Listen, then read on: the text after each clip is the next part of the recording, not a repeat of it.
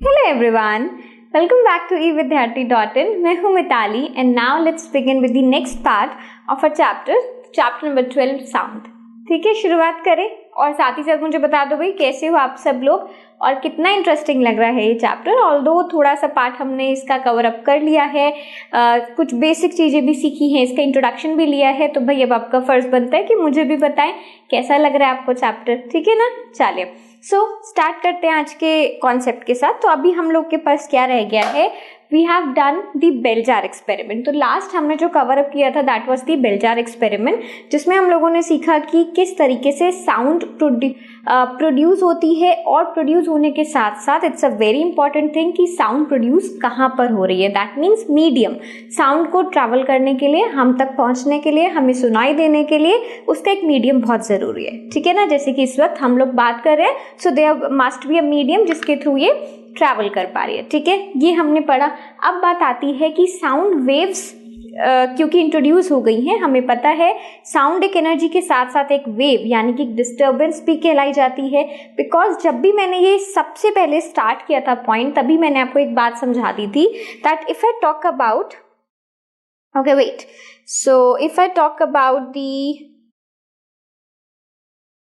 अगर मैं बात करती हूँ कि हमारे पास कोई साउंड पार्टिकल्स हैं, एयर पार्टिकल्स है ना, तो हमने सबसे पहले यही बात करी थी कि देखो आपका जो यहाँ से सपोज आपने साउंड देना शुरू किया, ठीक है ना, यहाँ से एक हमारा सोर्स बना, वहाँ से साउंड अगर शुरू होती है तो ये क्या करते हैं, एक ने दूसरे से वाइब्रेट टकराया, इस तरीके से करते करते एक डिस्टरबेंस क्रिएट करते हैं और फाइनली कहीं पर भी जहां पर भी आपका कान है वो आपको साउंड वहां पर सुनाई देती है. इस तरीके से प्रोसेस हमने देखा था. तो आज मैं उसी डिस्टरबेंस, उसी वेव के ऊपर थोड़ा सा और फोकस करने वाली हूँ. And today we people are going to learn कि साउंड वेव्स, लॉन्जिट्यूडनल वेव्स कैसे कहलाई जाती है. ठीक है, तो बात आती है सबसे पहले what is a longitudinal wave. So a wave in which the particles of the medium ही मैंने बोला एयर पार्टिकल्स, तो यानी कि अगर यहाँ पर मेरा मीडियम एयर है तो अ wave in which the particles of air vibrate back and fourth, यानी कि इस तरीके से करते हैं. मैंने आपको बोला था अगर वो ऐसे टकराएगा तो वापस अपनी पोजीशन पे भी जाएगा ना, तो अगर वो इस तरीके से बार बार वाइब्रेट कर रहा है, ठीक है, in the same direction in which the wave is moving, यानी कि जिस डायरेक्शन में आपको वेव मूव करती हुई दिख रही है बिल्कुल उसी डायरेक्शन में हमें हमारा एयर पार्टिकल मूव करते हुए दिख रहे हैं. ये अगर डायरेक्शन मेरी वेव के मूवमेंट की है तो यही डायरेक्शन एयर के पार्टिकल्स की भी होनी चाहिए. ये मैंने यहाँ पर एयर लिख दिया है, यहाँ मेरा ये वेव है, यानी कि दोनों का अगर डायरेक्शन पैरेलल है, सेम है, तो वहां पर हम इसको क्या बोलते हैं, लॉन्जिट्यूडनल वेव बोलते हैं. ठीक है, अब आप यहाँ पे पूछोगे तो ये हमें कैसे पता चलेगा कि लॉन्जिट्यूडनल वेव है. देखो आप इसको एकदम ऐसे किसी भी ऑब्जेक्ट को देख के डिटरमाइन तो नहीं कर सकते हो कि लॉन्जिट्यूडनल है या फिर किसी और टाइप की, लेकिन इसके कुछ एग्जाम्पल्स जरूर हैं जिसमें कि हमें ये पता हो कि यहाँ पर जो वेव है यानी कि जो साउंड मेरे तक पहुँच रही है वो एक लॉन्जिट्यूडनल वेव के द्वारा पहुंच रही है. ठीक है, अब यहाँ पर देखो कितना अच्छे से आपको दिखाया गया है कि वेव कैसे चल रहे हैं, वाइब्रेट कैसे कर रहे हैं, वाइब्रेट भी ऐसे कर रहे हैं, और वाइब्रेट करते करते इन्होंने इसने जो एक डिस्टर्बेंस क्रिएट करी है, यहाँ पर एक हो रहा है ना, देखो ये एक डिस्टर्बेंस जो क्रिएट हो रही है इसी को हम वेव कहते हैं. ठीक है, और ये वेव कैसी है, सेम डायरेक्शन में है. अगर आप थोड़ा सा इसको और समझना चाहते हो तो वी हैव अनदर, देखो इस तरीके से एक वेव चलती है. यहाँ पर एक छोटा सा पॉइंट मैं और आपको याद दिलाना चाहती हूँ जो कि हम लोग पहले पढ़ चुके हैं. मैंने आपको बताया था high pressure and low pressure area, याद है किसी को भी, high density and low density area, वो आप लोग डिटरमाइन यहाँ पर कर सकते हो. और इसी को समझने के लिए थोड़ा सा फोकस मैंने यहाँ पर ऐसा किया है. सी अब आप इसको थोड़ा ध्यान से देखो, मैंने उसी डायग्राम को थोड़ा सा आपके लिए जूम इन कर दिया है, छोटा कर दिया कि हम ध्यान से देख सके कि हाई प्रेशर और लो प्रेशर का एरिया कौन सा है. ठीक है, तो वहां पर जो बचा आपका थोड़ा डार्क एरिया था ना, वो देखो आप यहाँ पर क्लियरली देख सकते हो कि हमारा डार्क एरिया हमें कहाँ पर दिख रहा है, इस तरीके का. ओके, सो इस तरीके का आपका कुछ वेव है ना, तो कुछ कुछ तो इतनी दूरी पर है, बट फिर एक हिस्सा ऐसा आता है जो कि बहुत पास, फिर थोड़ी दूरी पर है ना, फिर इसके बाद फिर थोड़ा पास हो जाता है। तो ये जो डिफरेंस आपको यहाँ पर नजर आ रहा है ना, कुछ जो एरिया है, ये एरिया जो कि एक हाई प्रेशर एरिया है या फिर हाई डेंसिटी एरिया है, इसको हम क्या कहते हैं, we call these areas as compressions, है ना। और इसी तरीके से यहाँ पर जो ये लो वाला आपको नजर आ रहा है, यानी कि लो प्रेशर कह लो, लो डेंसिटी, लेस डेंसिटी कहते हैं वैसे तो, जो भी हम कह सकते हैं, ये कौन सा हो गया, ये है हमारा रेयरफैक्शन। तो ये हमारा रेयरफैक्शन का एरिया हो गया है और इसको मैं यहाँ लिख देती हूँ, we will call it as compressions. ठीक है, तो ये मैंने इसलिए आपको थोड़ा फोकस किया है कि इस वेव में आप अच्छे से डिटरमाइन कर पाओगे कि कौन सा आपका कंप्रेशन का एरिया है, कौन सा आपका रेयरफैक्शन है, एंड साथ ही साथ हमें ये भी पता चल रहा है कि this is going to be a longitudinal wave. ये क्या है, एक लॉन्जिट्यूडनल वेव है। क्यों है ये लॉन्जिट्यूडनल वेव, क्योंकि यहाँ पर वेव की डायरेक्शन और आपके एयर पार्टिकल्स की डायरेक्शन यानी कि मीडियम की डायरेक्शन कैसी रहेगी, पैरेलल रहेगी। ठीक है, थोड़ा सा इसको पढ़ लेते हैं कि हमें अगर कहीं लिखना है, समझना है तो कैसे समझेंगे।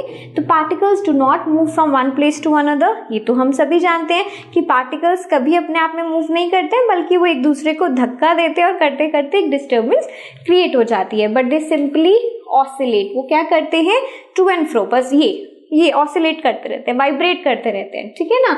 Okay, when we push and pull the slinky, compression and rarefaction and form, बिल्कुल एग्जैक्टली जो मैंने आपको थोड़ी देर पहले डायग्राम में दिखाया है, वो यहाँ पे उन्होंने एक स्प्रिंग के साथ, एक स्लिंकी के साथ करा हुआ है कि जैसे ही हम इसको पुश करते हैं, कोई भी एक स्प्रिंग आपने लिया, स्प्रिंग को आप छोड़ोगे ना, तो जब उसके वाइब्रेशन सब जो क्रिएट हो रहे हैं ना, वहां पर कहीं ना कहीं आपके ये कंप्रेशन और फिर ये जो एरिया है लो प्रेशर का, यहाँ पे रेयरफैक्शंस फॉर्म हो जाते हैं। ठीक है, now this is one of the example, this is one of the diagram again, जहां पर आपको दिखाया गया है that the direction of wave is parallel to the direction of the air particles और the vibration of there. Clear हो गया, चलो यहाँ पर समझ लिया। Now come something different from longitudinal wave. अब लॉन्जिट्यूडनल वेव को यहाँ पर एंड करते हैं। मैंने एक बार फिर भी आपके लिए एंड में लाइन लिख दी है।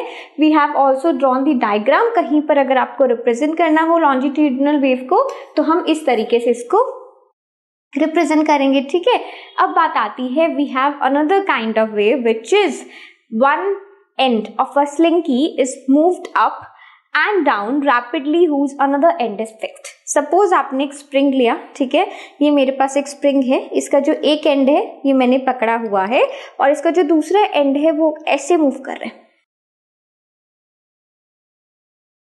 फिर से ध्यान दो, इस तरीके से मुंह आगे भी बढ़ रहा है बट ऊपर नीचे भी जा रहा है। तो ये जो up and down, up and down, up and down, ये जो बिल्कुल आपको यहाँ पर आपके पॉन्ड में दिख रहा है ना, कि जैसे सपोज हम एक पेबल फेंकते हैं तो वो जो डिस्टर्बेंस क्रिएट होती हुई आपको पानी में दिख रही है, that is the greatest example of a transverse wave. ठीक है, ट्रांसवर्स वेव में ये काम हो रहा है मेनली,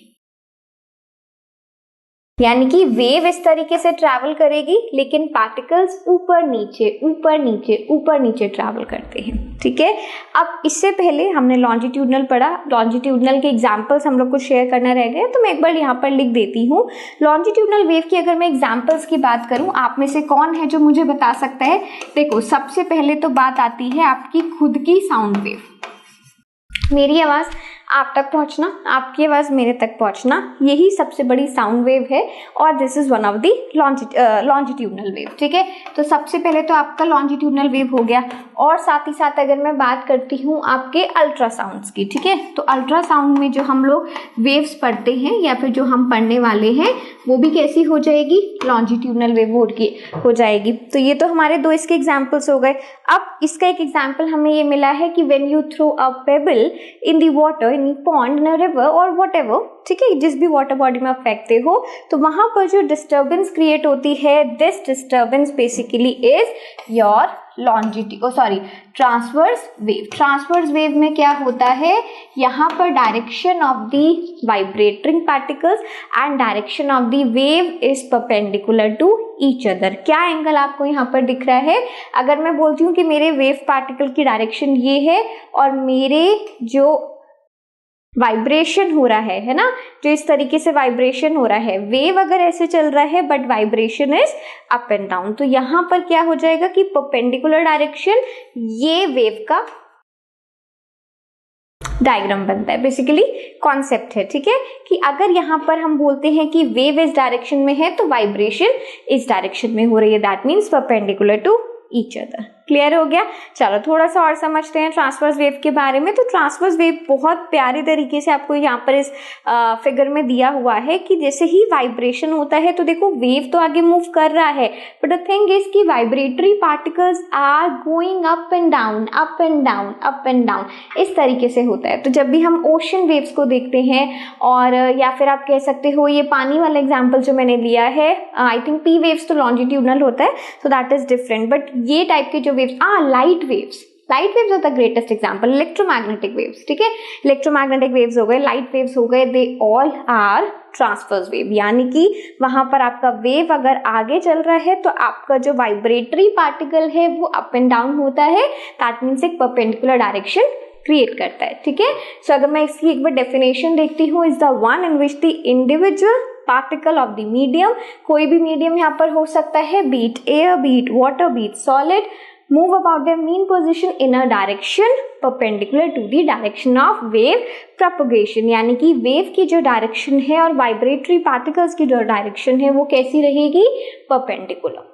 क्लियर हो गया ना? चलो अब एक बार थोड़ा सा इसको और समझते हैं। Thus in transverse wave particles of the medium vibrate up and down. बार बार मैं आपको यही बोल रही हूँ कि राइट एंगल्स पर अप एंड डाउन, देखो राइट एंगल बहुत जरूरी है, अप एंड डाउन तो वो किसी और एंगल पे भी हो सकते थे, है ना, जैसे कि मैंने यहाँ पर सबसे पहले आपको अगर एंगल बना के दिखाया तो ये डायरेक्शन में, है ना, ऐसा नहीं है कि कुछ इस तरीके से चल रहा है, no, this is not right. तो यहाँ पर राइट एंगल में आपको दिखता है, ये आपके पार्टिकल्स हो गए हैं, ये आपकी वेव की पोजिशनिंग हो गई है, दैट्स इट, ठीक है ना।